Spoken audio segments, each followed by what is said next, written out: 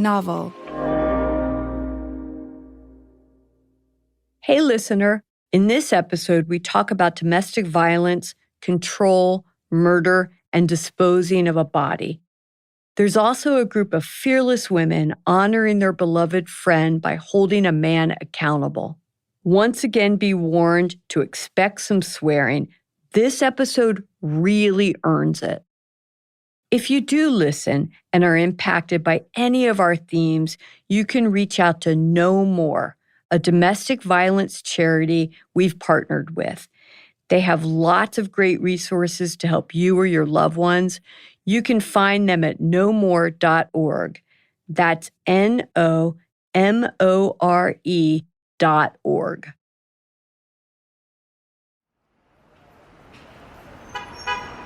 It was early in the morning on October 12, 2000. I arrived at the Manhattan Criminal Courthouse to testify against Bob, and I was terrified. I remember saying to myself, just don't pass out, Carol, don't pass out. And so with that pep talk over, I entered the building through the revolving door. I emptied my pockets into a tray, and I walked through the metal detectors. Shortly after I was greeted by the prosecutors, they pointed out a woman with cropped red hair and told me it was Gail's sister, Alayne. We had spoken about her at the Mayflower a few times, but we didn't know anything about her. She just seemed like a traumatized sister, and that's exactly what she looked like in the courthouse that day. Traumatized, but determined. Eventually, after some waiting around, it was my turn to testify. I walked out into the cavernous courtroom to see press, the judge, jury, and Bob's new wife. And there, in the chair where people on trial sit, was my ex-boyfriend, Bob. He looked different, older, more tired. But he did flash me this confusing smirk. A smirk, till this day, I still don't understand. When I got to the witness box, the prosecution told me to address the jury, and then came the questions. How'd you meet Bob? How long did you date for? What did he tell you about his wife? So I told them about the time I asked Bob if he killed his wife. And when I explained how silent and weird he got, I could see the jury nodding along. And that's when I realized Bob was totally fucked. I'm Carol Fisher from the teams at Novel and iHeartRadio. You're listening to The Girlfriends, Episode 8, The Girlfriends Vs Bierenbaum.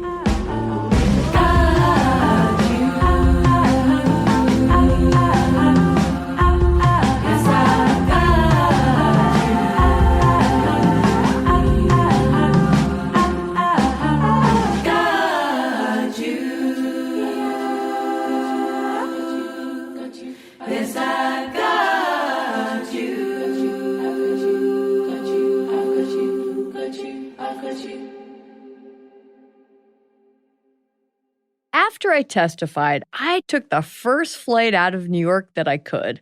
I was not interested in sticking around, so I really knew very little about what actually went down at the trial. But my brilliant researcher, Maddie, she got a hold of the transcripts, all 1,519 pages of them. So let's start from the beginning. The trial started on October 2nd, 2000, 15 years after Gail's death. By then, the case had gone from relative obscurity to one of the most covered court cases in New York City. Reporter Catherine Eban made sure she kept her front row seat. By then, the courtroom was full, so my colleagues in the press corps all showed up. The place was packed almost every day. That's prosecutor Daniel Bibb. Press took up the first two rows. There was press from all over the place, not just New York. In front of the press in what's called the well, the attorneys sat at two large wooden tables, the prosecution closest to the juror's box.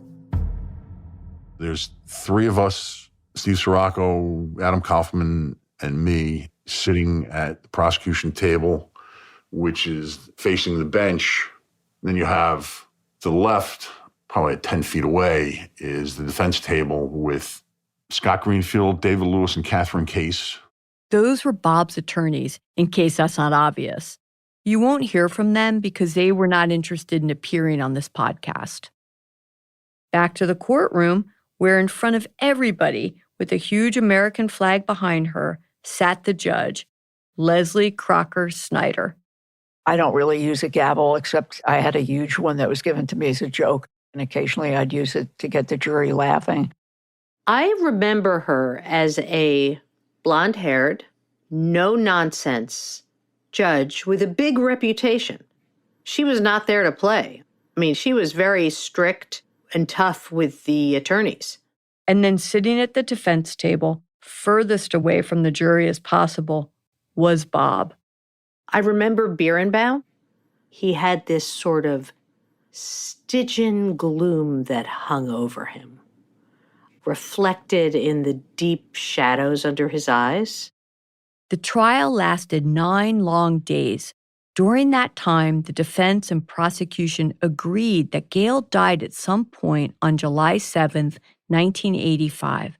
But that's where the similarities end. The defense argued that there was not enough evidence to prove that Bob killed her. Instead, they suggest all kinds of things could have happened to her that day. They painted her as a woman with a lot of problems, very needy, once suicidal, greedy, motivated by money. It was, quote unquote, blaming the victim, which, although it was pre-days of Me Too, I think was very distasteful. But the portrait of both of them emerged as two people who should have gotten divorced a long time before, and there was an escalation of violent and horrible conduct.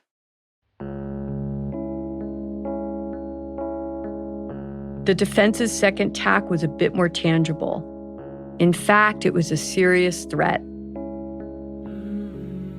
At the beginning of the trial, they told the jury that they had just one witness to call.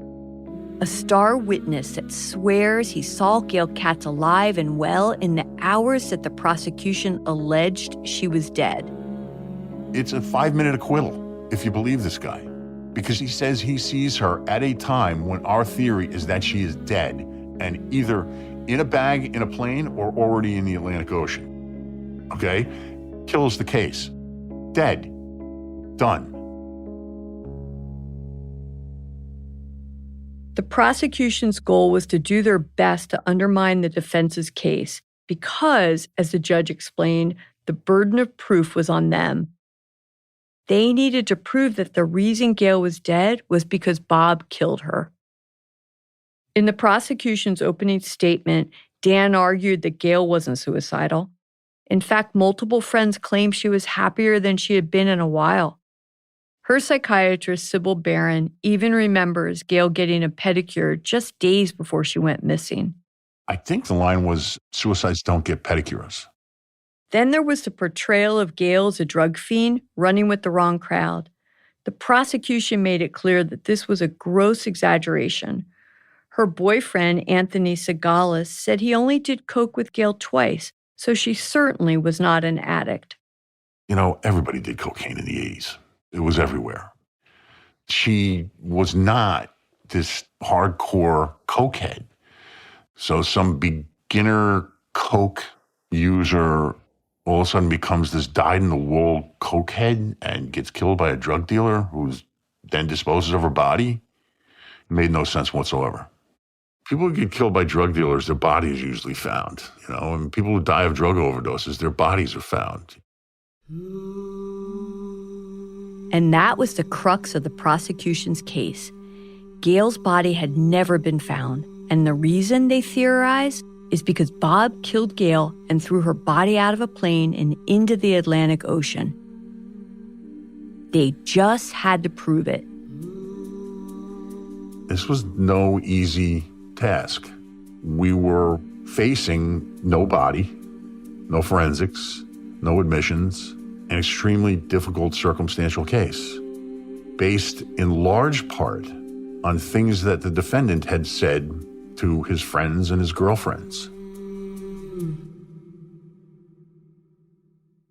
You've already heard a lot of what's covered throughout the trial, our testimonies. But when I read through these transcripts, I discovered parts of the story that I've never heard before, things that shocked me. I also see what Prosecutor Steve meant when he described the trial as a production. The prosecution called up 37 witnesses to the stand, all of us weaving threads of circumstantial evidence together to create an image of Bob for the jury. First up was Bob, the controlling boyfriend. I mean, who makes their wife have to sit on his lap to eat dinner?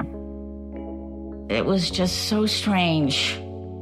He had to control everything that they did, what they ate, where they went. Then there was violent Bob. He came running in, leaped over the couch, pushed her down with his hands around her throat, and strangled her. Sometimes the witness testimony made it seem like he wanted to kill Gail, like telling one of his friends that he hated Gail so much he could kill her, or telling Gail that he would kill her if she left him.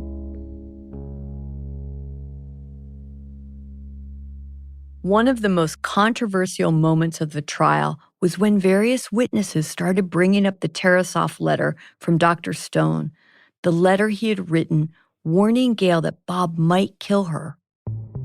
The judge had disallowed this piece of physical evidence in the pretrial hearings, but she did not stop people from describing it in great detail. One of the functions of the judge in any case is to try to balance both sides' rights. And I felt that allowing testimony about the nature of the letter, which I did, the Tarasoff letter, but not allowing it in for the jury to see, was a balancing of fairness to both sides. I'll never forget the defense arguing that having me testify to what the letter said was almost worse than having the letter admitted into evidence. And they may have been right. At least it wouldn't have been the sister talking about it. And of course, it was that letter that Gail told multiple people she was going to use to blackmail Bob, forcing him into divorcing and continuing to pay her school tuition. But there was also something else that came out at trial, something I had never heard about before. Gail told her friend Lee that she had evidence that Bob and his father were involved in Medicaid fraud, and that she was planning on using that information as part of her ammunition against Bob. Gail had all this information ready to go on Saturday, July 6th, the day before she went missing. That day, she went to her hairdresser's, to the gynecologist for a routine IUD checkup, and she saw friends, even bumping into her fling Anthony. Everyone described her as happy and jovial. And the reason? She was going to ask Bob for a divorce that weekend. She was going to make him dinner. And then during dinner, she was going to talk to Bob about leaving. We have no idea what happened over that dinner, if she told him at all, but we do know that's not when she died. The next morning, at around 10:30 a.m. on July 7th, Gail picked up a call from her former boss, Francesca Beal. Francesca wanted a doctor recommendation from Bob, but Gail was sounding off. And that is the last time anyone, other than Bob, saw or heard from Gail.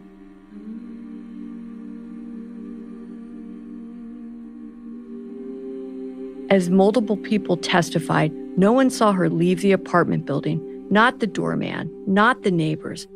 Gail had vanished, leaving all of her possessions, including her wallet, cigarettes, credit cards, address book, and keys. This is the point in the prosecution's story where they stop talking about Gail and instead start talking about Bob. Because as you know, he wasn't acting like your typical grieving husband.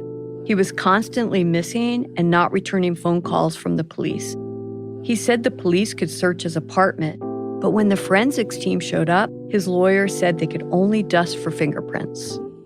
He tried to avoid all the press. He avoided putting posters up in his building. He did not even interview the doorman. Basically, it never felt to Gail's family and friends like Bob was driving the search. Instead, after a couple weeks, Bob was seen partying in the Hamptons, dressing like he was in Saturday Night Fever, and laughing at a comedy show. And then there were the romances, like Roberta Karnofsky, who challenged Bob over dinner about killing his wife, and Karen Caruana, his Hamptons fling. They all testified too. The prosecutors brought on a lot of witnesses to show how everyone who interacted with Bob after Gail's disappearance seemed to come away with a slightly different story. I think he just didn't count on us remembering everything or talking about it. These were all professional women who said, your wife is missing and you did what? My argument was that the women here definitely would remember things like this because, again, there but for the grace of God go I. You know, somebody is telling you how their wife disappeared. Wouldn't that sear into your brain? But as the defense argued, all our stories were just a smattering of circumstantial evidence, witnesses recalling conversations they had 15 years ago. Is that really enough, they asked the jury, to say, beyond any reasonable doubt, that Bob killed Gail? Even after being presented with all of the evidence from the Tarasoff letter, Bob's lawyer argued that the notion that Bob controlled Gail went against the evidence. Instead, they explained that Bob jumped into new relationships fast because why not? His wife cheated, did drugs, and ran off. Finally, the defense referred to the moment Roberta challenged Bob over dinner, saying she believed he threw Gail out of a plane, a crackpot theory that Bob just did not need to respond to. But Dan and Steve did have a response to that theory, a piece of evidence that shows Roberta's idea wasn't so crackpot after all. That's after the break.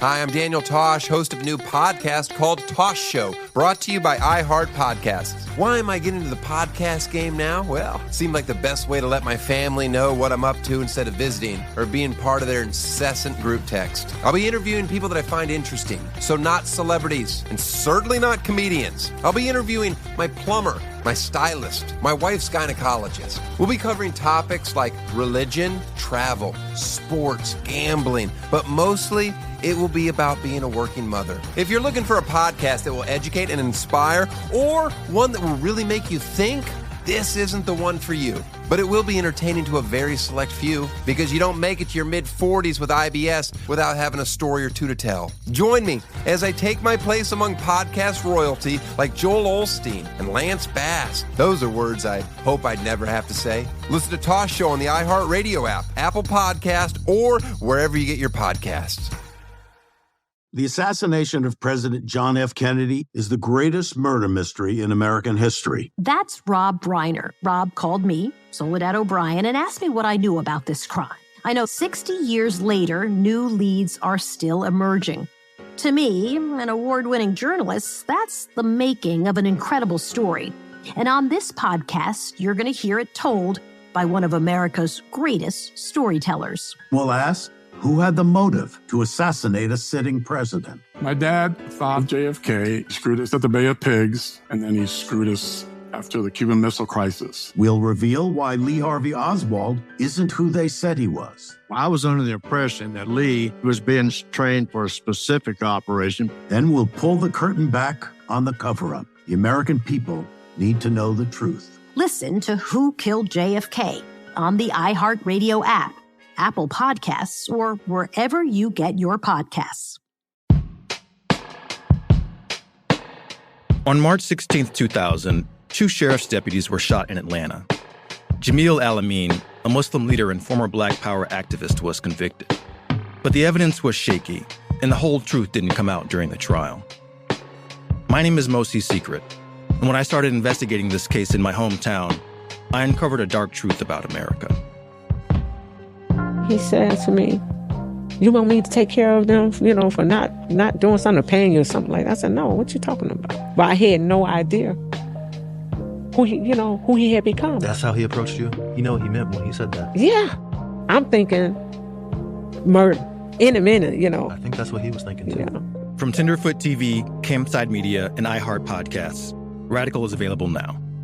Listen to the new podcast, Radical, for free on the iHeartRadio app, Apple Podcasts, or wherever you get your podcasts.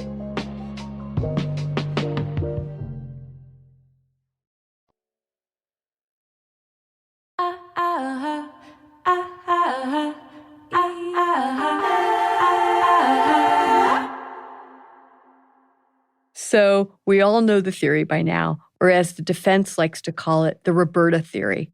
It's something that the prosecution were running with. But how do you prove it? Like, how could he have done that? How can you be flying a plane and pushing a body out of a plane at the same time? We were confident that if we didn't show the jury that this could be done, they're going to bring in somebody and say that this is impossible. So we actually found the airplane that he used. It was in upstate New York. It was a complete and total wreck. But we used the exact same model and an NYPD helicopter.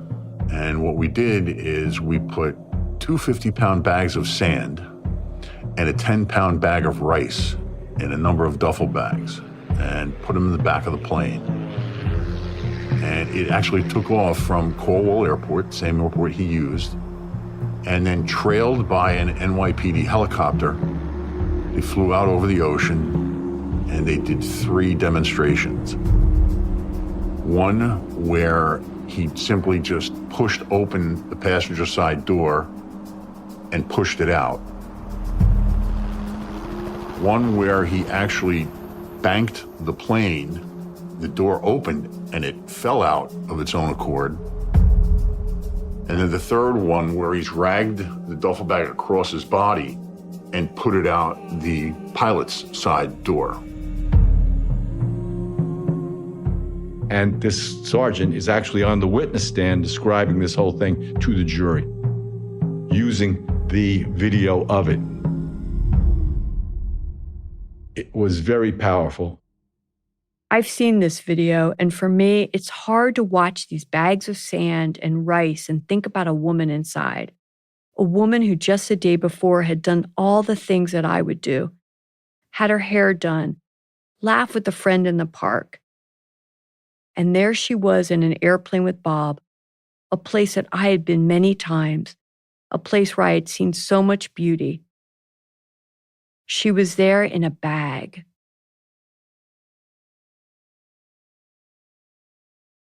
The jurors sat there rapt attention.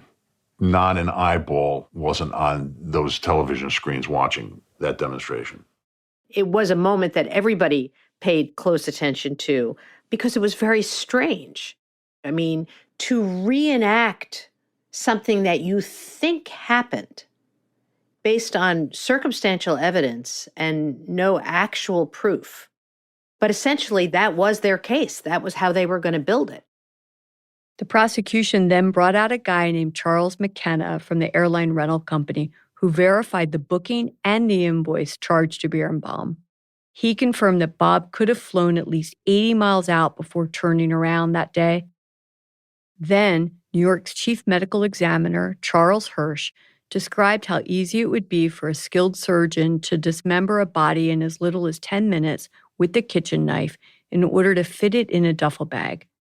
If he acted fast enough, he may have even been able to fold her in without the graphic mutilation.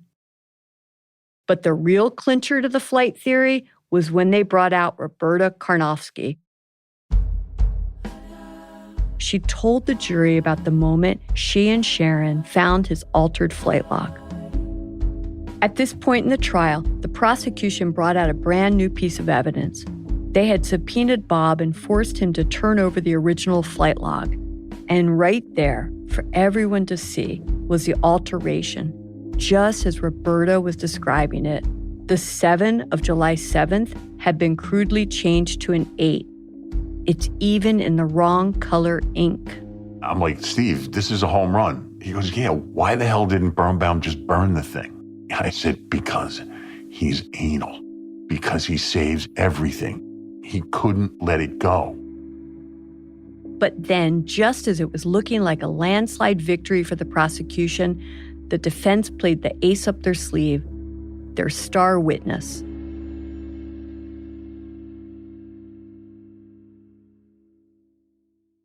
Hi, I'm Daniel Tosh, host of a new podcast called Tosh Show, brought to you by iHeart Podcasts. Why am I getting into the podcast game now? Well, it seemed like the best way to let my family know what I'm up to instead of visiting or being part of their incessant group text. I'll be interviewing people that I find interesting, so not celebrities, and certainly not comedians. I'll be interviewing my plumber, my stylist, my wife's gynecologist. We'll be covering topics like religion, travel, sports, gambling, but mostly it will be about being a working mother. If you're looking for a podcast that will educate and inspire, or one that will really make you think, this isn't the one for you. But it will be entertaining to a very select few, because you don't make it to your mid-40s with IBS without having a story or two to tell. Join me as I take my place among podcast royalty like Joel Osteen and Lance Bass. Those are words I hope I'd never have to say. Listen to Tosh Show on the iHeartRadio app, Apple Podcast, or wherever you get your podcasts.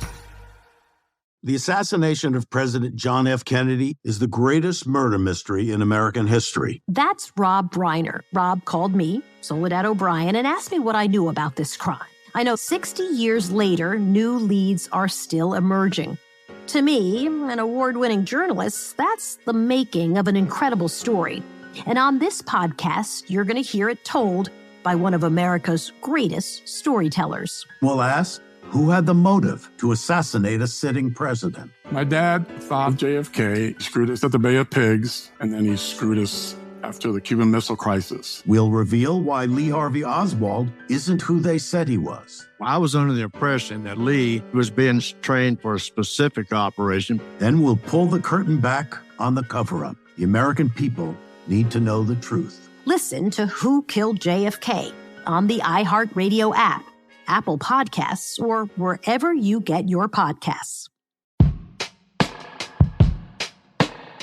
On March 16, 2000, 2 sheriff's deputies were shot in Atlanta. Alayne, a Muslim leader and former Black Power activist, was convicted. But the evidence was shaky, and the whole truth didn't come out during the trial. My name is Mosi Secret, and when I started investigating this case in my hometown, I uncovered a dark truth about America. He said to me, you want me to take care of them, for not doing something to paying you or something like that? I said, no, what you talking about? But I had no idea who he had become. That's how he approached you? You know what he meant when he said that? Yeah. I'm thinking murder in a minute, I think that's what he was thinking too. Yeah. From Tenderfoot TV, Campside Media, and iHeart Podcasts, Radical is available now. Listen to the new podcast, Radical, for free on the iHeartRadio app, Apple Podcasts, or wherever you get your podcasts.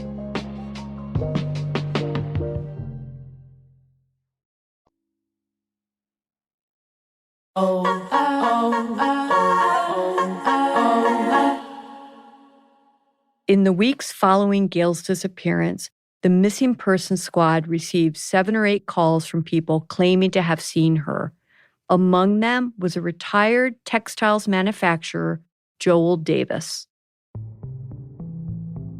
On October 18, 2000, the 8th and last day of testimony, the defense called Joel to the stand. So Joel Davis walks to the courtroom and says hello to us. He's walking in. So he takes the stand, and David Lewis takes him through direct. Joel described how, on the afternoon of July 7th at H&H Bagel on 81st Street and 2nd Avenue, he noticed an attractive woman wearing a distinctive T-shirt with a complex and colorful print. 3 to 5 weeks later, he sees Gail's missing poster and recognizes her as the woman he saw at the bagel shop. At around 5 a.m, he calls the missing persons number to report it. This was not looking good for the prosecution. He was pretty strong. And I think everyone in the courtroom thought that's the end of the prosecution case, because he was absolutely adamant that he had seen Gail late enough in the day so that the defendant couldn't have killed her. Steve's like, oh, there's a problem. If one juror thinks she's alive when we say she's dead, that case is over. Down the tubes. Steve gets up, and, the adage is you don't ask a question on cross-examination that you don't know the answer to. Well, that's not 100% true. When Steve stepped up to question Joel, he had a clear tactic. Spin Joel around enough times that he ends up undoing his own testimony. He started by asking Joel to clarify details, like what did this woman actually look like? To which Joel responded that the woman he saw was with another woman, carrying a large beach bag. They were deeply tanned with a lot of oil all over their bodies. He said that he was probably in her presence for between 5 and 10 minutes while they waited in line for takeout. But then it all starts getting a bit seedy. The first thing that caught Joel's eye was her t-shirt. He was in the print business and he was impressed with the t-shirt's European printing style. But then his eyes drifted to her body, which he found very attractive. When asked to describe her, he says her face reminded him of a friend's sister-in-law. But she was built like his ex-wife, 5'1", well-defined, and a very good body. He describes her as voluptuous, like she's really built, you know? And Gail was as flat as a board. He'd previously said he was pretty positive, whereas now he was 100% sure. He changed where he'd seen her. He changed the clothes she was wearing. At one point, when asked whether he saw photos of Gail, he said, "I didn't see the picture, but I did see the picture, you know." All he's doing is he's basically taking a knife and he's stabbing himself in the chest with every word that comes out of his mouth. Stevie is just spinning him around in circles. Steve then drilled deeper into Joel's physical description of Gail. He pulled out some transcripts of a previous interview where Joel had described the woman in the bagel shop as tall and statuesque. He said he'd noticed her because he was a leg and ass man. Jesus Christ. He is describing a woman that is completely opposite of who Gail Birnbaum was, physically. It was kind of amusing how he described her as, so statuesque and what a great body and tall. And then he withdrew that a little bit. He gets so flustered and he goes, "Can I explain?" Steve leans down to me. He goes, "What do you think?" I go, 100%. Let him explain. Said he's going to explode. He did explode with utter nonsense. Joel started fumbling and said he did in fact see a woman in the bagel shop, but he confused that woman with not only Gail, but the body of his ex-wife, who was small, and with the face of his friend's ex-sister-in-law, who was tall but had a similar face to Gail's. If you're confused, don't worry, so is Joel, and so is everyone in that courtroom. There were audible gasps from the jury. I mean, audible. And he finishes, and Steve leans down. I go, "Sit down." He goes, "I got a couple more questions." I said, "Sit down." To really put the final nail in Joel's coffin, Dan and Steve called up Alayne with a huge photo of Gail in a bikini. I went up on the witness stand and I identified the photo, and it showed a side profile of her in a bikini. And the picture depicted her as a flat-chested woman. It was like a television moment, really. That witness had been destroyed. And that doesn't really happen that often in trials, that you're able to show that the witness was either lying or mistaken. And that was it. The trial was over. The jury was charged. And then the alternates were dismissed. You have alternate jurors in case someone gets sick. And one of the alternates, a beautiful woman, walked down and sat next to me. And she squeezed my hand. And she said, "I hope they convict." And there I had yet another sister. After around 6 hours of deliberation over 2 days, the jury reached their verdict. "Ladies and gentlemen, have you reached a verdict?" And if 4 persons say yes, say as to the sole count of the indictment, charging murder in the second degree, how do you find the defendant? Guilty or not guilty?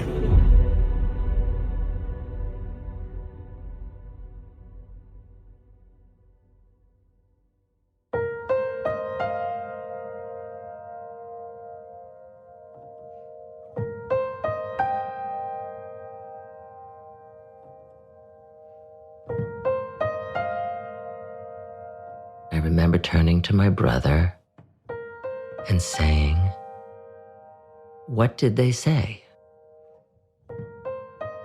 And he said, "Guilty."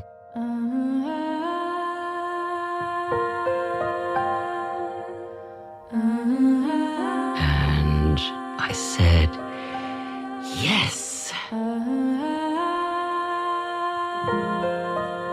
And I squeezed my brother's hand so hard it hurt. And at the same time I did that, I took my fist and I banged it on my own thigh.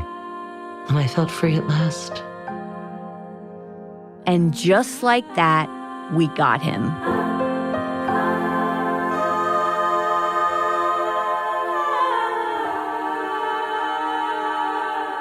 My sister called me. She said, "Guilty." And I started screaming. Yay! I'll never forget my mother calling me screaming on the phone. He's guilty, he's guilty, he's guilty. About 15 times. And just sobbing. Just sobbing.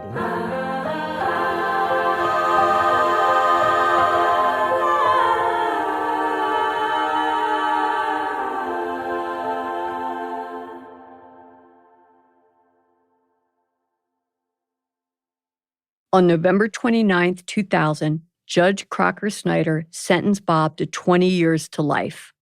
I tried to consider everything, the evidence, the horrible nature of the crime, but also that it had been, at that point, 15 years, I guess, and that he had done a lot of good things.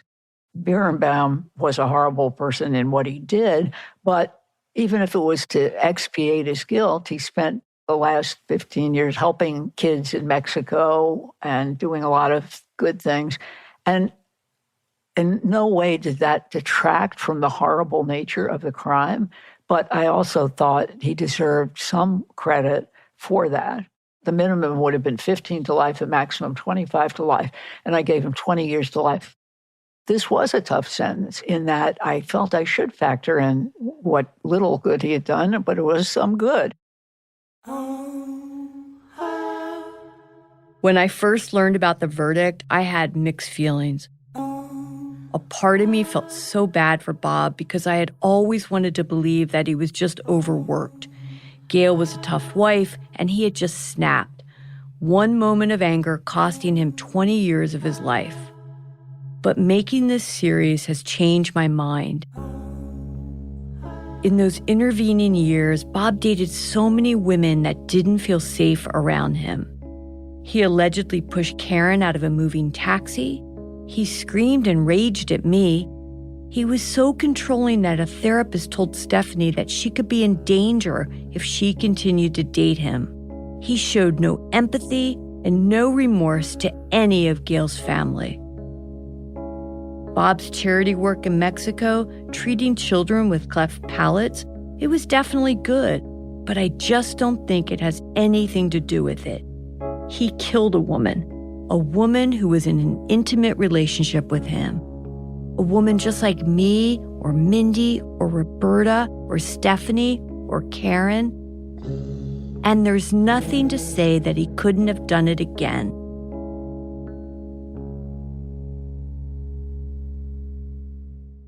If you're good at math, you've already figured out that Bob was convicted in 2000 and finished serving his 20-year sentence in 2020. And well, there's been some recent developments. That's next time on The Girlfriends. I had 20 years of solid peace. I never thought about Bob for 20 years anymore. And then the parole process started. Mindy. What? I've got the transcripts from Bob's parole hearing. Oh my God. Tell me what happened on July 7th, 1985. We were arguing with each other and things escalated. How did you attack her, sir? Alayne, hello. Hi, nice to meet you, Carol and Mindy. Nice to meet you, Alayne. Very nice to meet you.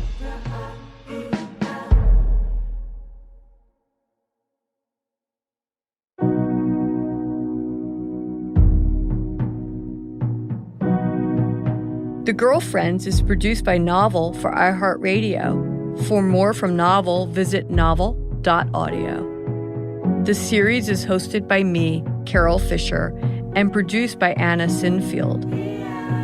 Our assistant producer is Julian Manugera-Patton, and our researcher is Madeline Parr. The editor is Veronica Simmons. Max O'Brien is our executive producer. Our fact checker is Valeria Roca. Production management from Cherie Houston and Charlotte Wolfe. Sound design, mixing, and scoring by Daniel Kempson and Nicholas Alexander. Music supervision by Anna Sinfield. Original music composed by Louisa Gerstein. Story development by Isaac Fisher. Willard Foxton is creative director of development. Special thanks to Sean Glynn, David Waters, Maithili Rao, Katrina Norvell, David Wasserman, and Beth Ann Macaluso.